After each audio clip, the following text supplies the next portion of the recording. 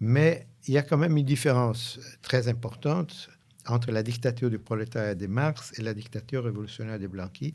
Blanqui concevait ces dictatures révolutionnaires comme les pouvoirs de l'avant-garde révolutionnaire, qui devait éduquer les peuples parce que malheureusement, dans les circonstances données, les peuples ne pouvaient pas comprendre les enjeux de la révolution. Donc c'était vraiment la dictature d'une avant-garde, d'une élite. Tandis que pour Marx, dictature du prolétariat, c'est de l'ensemble de la classe. Hein. Bon.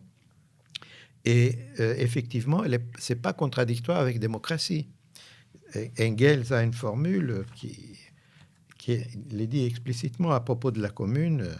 Il dit la République démocratique est la forme spécifique de la dictature du prolétariat. Donc, je pense que... d'ailleurs, il y a un texte intéressant de Rosa Luxembourg où elle fait la critique des bolcheviks. Elle s'adresse à Lénine et à Trotsky en disant, bon, vous vous réclamez de la dictature du prolétariat, moi aussi, mais la dictature du prolétariat ne peut pas être la dictature d'un parti politique. Ça doit être l'ensemble de la classe qui exerce le pouvoir. Bien, donc je pense que c'est ça. Mais c'est évident que ces concepts, aujourd'hui, au XXe siècle, au XXIe siècle, est inaudible. On ne peut pas entendre parler de dictature sans penser au fascisme, au stalinisme.